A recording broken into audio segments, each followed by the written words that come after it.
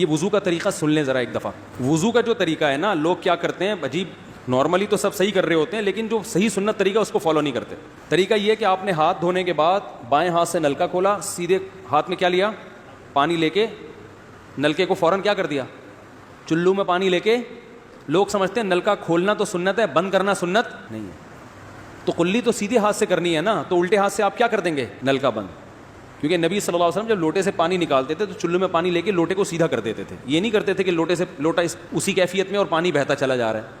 تو آپ نے نلکے کو لیفٹ ہاتھ سے کھولا, چلو میں پانی لیا اور فوراً نلکے کو کیا کر دیا, بس آرام سے بند کر دیا.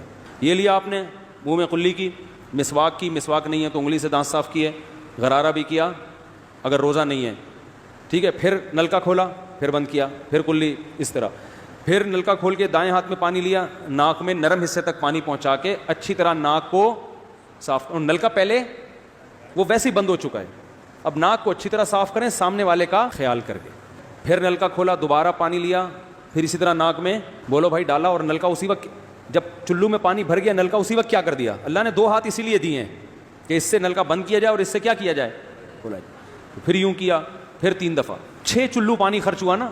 پھر آپ نے کیا کیا, نلکا کھولا لیفٹ ہاتھ سے. جو اصل طریقہ ہے وہ تو یہ ہے, سیدھے ہاتھ میں پانی لے کے نلکا بند کیا اور سیدھے ہاتھ سے پانی پیشانی پہ ڈال کے دونوں ہاتھوں سے پھیلا لیا. 3 دفعہ اس طرح کیا. اس پہ عمل نہیں ہوتا تو پھر اتنا کر لو کہ دونوں ہاتھوں پہ کیا لے لو, نلکا کھول کے پانی لے کے پیشانی پہ ڈالو اور فوراً نلکا کیا کر دو, بند کر دو, اور پھر ہاتھوں سے اچھی طرح اس کو ملو. تو یہ عمل کتنی دفعہ کیا, نلکا ہر دفعہ میں بند ہو رہا ہے. 3 دفعہ آپ نے منہ اچھی طرح دھو لیا.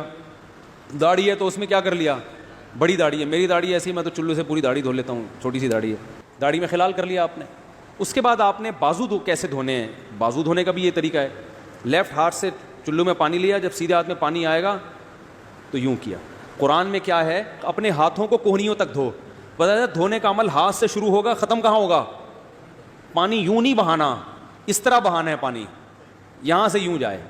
اور اس میں فائدہ یہ ہوتا ہے کہ بالوں کا جو رخ ہے نا نیچے کی طرف ہوتا ہے, جب پانی اپوزٹ سائڈ میں جاتا ہے تو اسکن اچھی طرح گیلی ہو جاتی ہے. تو آپ نے یوں لیا اور ہاتھ سے اچھی طرح ملا اس کو. ملنے پہ زیادہ زور لگانا ہے, ہم پانی پہ زیادہ زور لگا رہے ہوتے ہیں. یہ بھی ہو سکتا ہے کہ دونوں ہاتھوں سے لو, نلکا کھول کے دونوں ہاتھوں سے پانی لے کے, کیونکہ اس میں زیادہ پانی آ جاتا ہے, تو پانی لے کے آپ نے لیفٹ ہاتھ کو بھی یوں کیا نا تاکہ یہ پانی بھی ادھر ٹرانسفر ہو اور یوں چلا جائے. اس طرح سے آپ نے دوسری دفعہ دھو لیا اور نلکا کیا کر دیا, بند. پھر تیسری دفعہ بھی ایسا ہی کیا. یہ جو ہوتا ہے نا یوں یوں یوں کر کے رگڑے لگا رہے ہیں نلکے کے نیچے, ایسے یہ نہیں ہوتا, یہ سنت طریقہ نہیں ہے. نبی جس برتن سے وضو کرتے تھے تو اس طرح چلو میں پانی لے کے اس طرح وضو کیا کرتے تھے.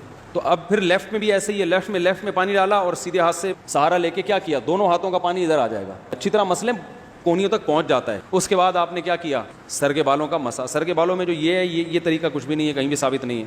سیدھا سیدھا آپ نے ہاتھ گیلے کیے, پیچھے لے گئے. ایک حدیث میں صرف یہاں تک آتا ہے, ایک حدیث میں واپس لانا بھی. تو دونوں طریقے ہیں مسا کے. پھر انگلیوں کا, وہ کانوں کا, حدیث میں آتا ہے کان کس میں سے ہیں, سر میں سے. کیا مطلب, اس کے لیے نیا پانی لینے کی ضرورت نہیں ہے. کان کا مسا کیا اور کانوں کی لو کا مسا کیا. گردن کا مسا بہت اختلاف ہے اس میں. احناف کے ہاں سنت, احناف بھی نہیں کہتے, افضل ہے, بہتر ہے. سنت کے لیے جتنی مضبوط دلیل ہونی چاہیے وہ گردن کے مسا پہ نہیں ہے, اس لیے احناف کا بھی فتویٰ یہی ہے کہ بہتر ہے کر لو. زیادہ زیادہ اس کو مستحب کہا جائے گا, تو گردن کا مسا کر لیں تو بھی ٹھیک ہے, نہیں کریں ٹھیک ہے. لیکن یہ جو یہاں کا مسا نہیں ہوتا, بعض لوگ پوری گردن کو یوں کر کے لا رہے ہوتے ہیں, ایسا نہیں ہے. تو گردن کا مسا یہ جو یہاں سے کیا جاتا ہے, یہ پچھلے جانب سے ہمارے حضرت اس کے قائل نہیں تھے. وہ کہتے تھے مسا جہاں بھی شریعت میں ملتا ہے یہاں سے ملتا ہے. تو ان کی رائے یہی تھی کہ اگر گردن کا مسا کرنا ہے تو گدی, گردن نہیں گدی کا مسا وہ یہاں سے کر لے. لیکن یہ کوئی نہ سنت موقدہ ہے نہ کوئی زیادہ تاکید ہے اس کی, کوئی کرے ٹھیک ہے, نہیں کرے تو بھی ٹھیک ہے. اس کے بعد آپ نے پاؤں دھونا ہے. تو پاؤں میں بھی یہ کہ قرآن نے کیا کہا, انگلیوں سے شروع ہوگا اور ٹخنوں تک پانی جائے گا. تو انگلیاں رکھیں نلکے کے نیچے اور لیفٹ ہاتھ سے اس کو اچھی طرح کیا کریں, دھوئیں اور انگلیوں کا خلال بھی کریں. چند سیکنڈ میں ہو جاتا ہے یہ کام. اور پھر نلکا بند کر دیں. پھر دوسرا پاؤں, سیدھے ہاتھ سے نلکا کھولا, سیدھا ہاتھ نلکے پہ رکھیں اور الٹے ہاتھ سے پاؤں دھوتے رہیں. جیسے ہی دھل جائے تو میرا خیال ہے 1 مگا پانی بمشکل استعمال ہوتا ہے. 1 مگا جو ہوتا ہے نا نہانے والا. لیکن آج اگر جو لوگ وضو کر رہے ہیں نا, ان کا پانی اگر آپ دیکھ لو تو بالٹیوں کی بالٹیاں خرچ کر رہے ہوتے ہیں.